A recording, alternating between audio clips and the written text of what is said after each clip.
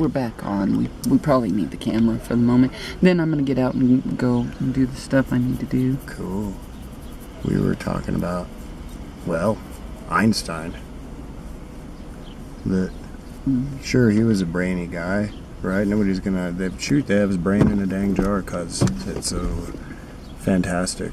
Because, wow, Einstein's brain, you know, okay, but he was more about the imagination than the cerebral, you know, and he used his brain power for that, I think. So all that cerebral stuff was probably somewhat, well, amusing to him, not like some be a stodge in a classroom and memorize facts kind of person, or no, he flunked out of school, or I heard fake intellectual, you know, who takes themselves too seriously because he put imagination before intellect.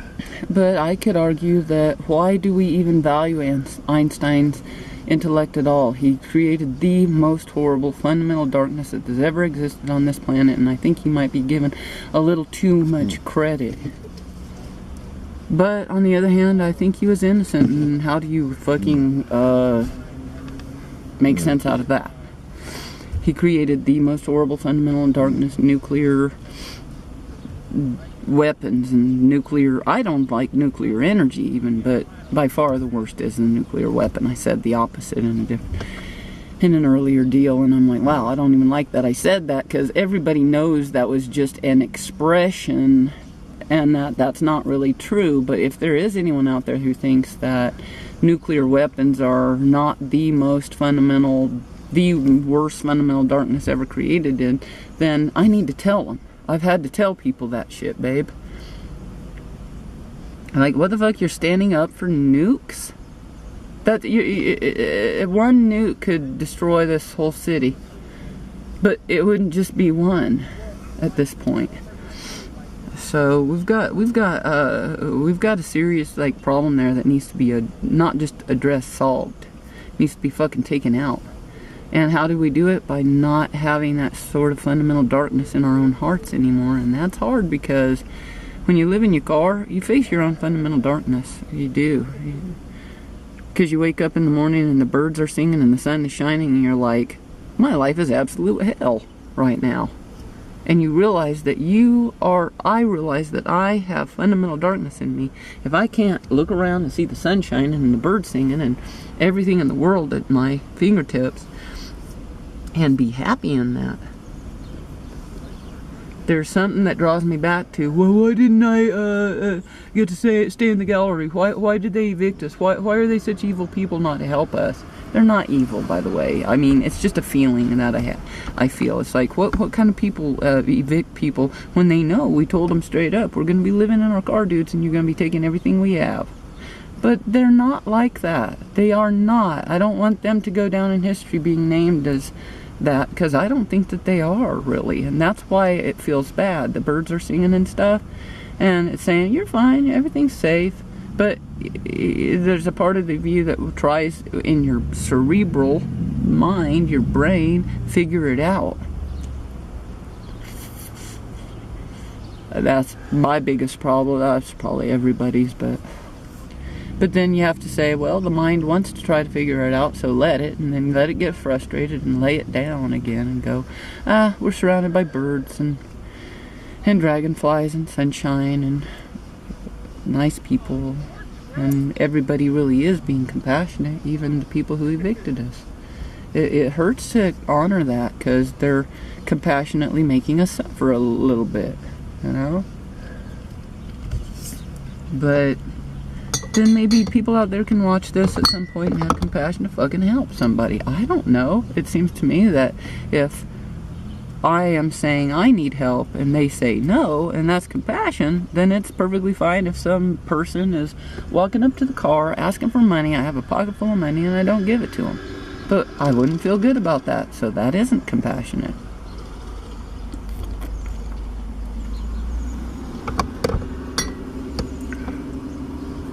Anyway, it's complex.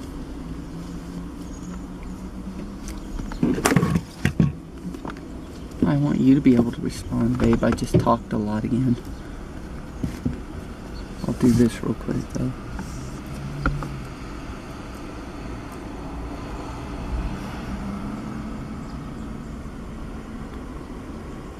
Like, is this a lesson in being independent, or is this a lesson in teaching people to have compassion on us? And well, it'd be nice if they did. Yeah, but would it be compassionate if they, like, helped us right now? Are we going to learn what we need to learn, whatever that is? Probably not, because I don't even know Well, what it let's is. just You know? go with, in the case of Wayne and Susan, if they had compassion on themselves and they had compassion on us, and they said, all right, come back to the apartment, and even if it was just for a month, even if it was just so that we could leave the apartment in a good way instead of a terrible, disastrous one, that would be compassionate. I always want and to it would be leave in a good compassionate way. for us to Doesn't then happen go back all the and time. fulfill Sometimes it that. does. You know, I don't want to leave, though. That's the thing, is that I don't think it's compassionate for them to have us leave. I'm just pointing out the point where it's the way they're handling it is lacking in compassion. I think it's all lacking in compassion, but my point is that they're being compassionate. How can you do? How can you, like, marry those two things? Well, I because don't it's know, fucked but up. They're two complete opposites. I'm genuinely not waiting for their call, and in fact, I'm not sort either. of expecting it not to come. And that's whatever. I'm not worried about. It's like I'm not thinking about that so much. It's trying to understand it. Again, it's back to my dumb mind trying to understand this shit. For me, then what I need to learn is how to land on your feet after something like this. We already have landed on our feet. That's the thing. It already has happened. But then you walk away with your 4 legs and go, wow, I did it. And then you look back up and go, what the fuck? What kind of people made me leap off the side of a 2-story building and land on my feet? Yeah, that's wrong. not where you would have preferred to be, probably. You're supposed to be in the building where you belong, in your space, in your comfortable little there was spot, a reason that we wanted that studio in the first place. It wasn't just arbitrary, you know. But does life go on? Yeah, yes. It does. Of course it does. And wherever we are meant to end up, we will end up. But so my question is, like, kind of slightly different.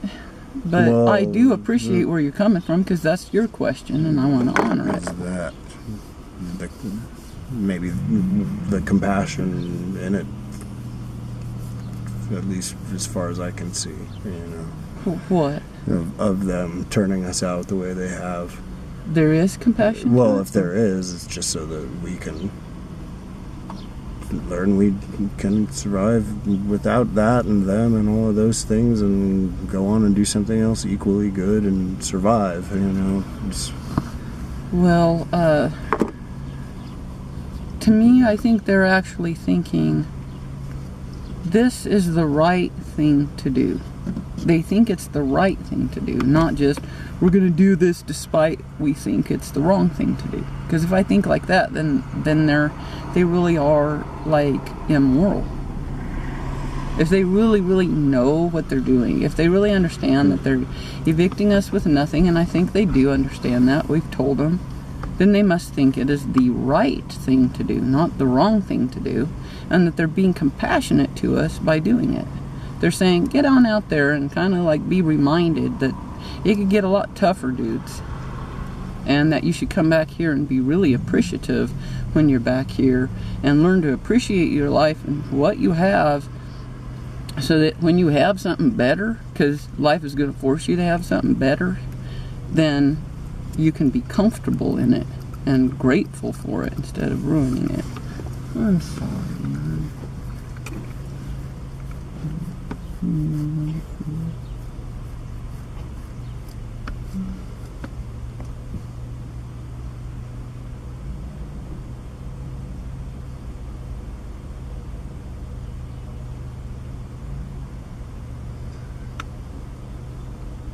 I feel like going in and getting us some coffee. I'm going in too, drank so all the I'm going to coffee. have to leave the windows down a little bit for the girls. I need to buy Luna a collar so she can walk on her deal on a leash. because the traffic is too bad. So, but okay, we'll do that, or we'll talk about it here in a second. And, well, thanks for hanging with us, you guys. I don't want to leave Dobby like not feeling good. I don't like that feeling. I think it's right for me to hold her right now.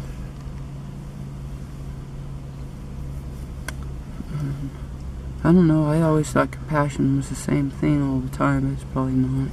Sometimes the compassion is to leave Dobby alone, chattering and shaking, and say, well, you'll figure it out.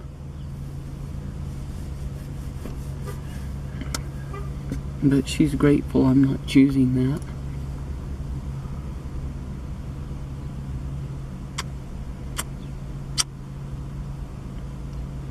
Now, that's where I have to assert something, Grandma. What's that? Well, like, Scotty Milder might think, well, you were too on the nose. Everybody already got that when you reached over and hugged me, Grandma. I know. But you felt the need to point it out to your audience in an overt way, didn't you? Yes. Because you didn't want them to miss it. You thought, well, maybe they won't get it, so I have to point it out. Right. Sometimes it is compassionate to people to be overt. Sometimes it's compassionate to be subtle. What, you think I made the right choice or the wrong one? I think you made the right choice, Mama.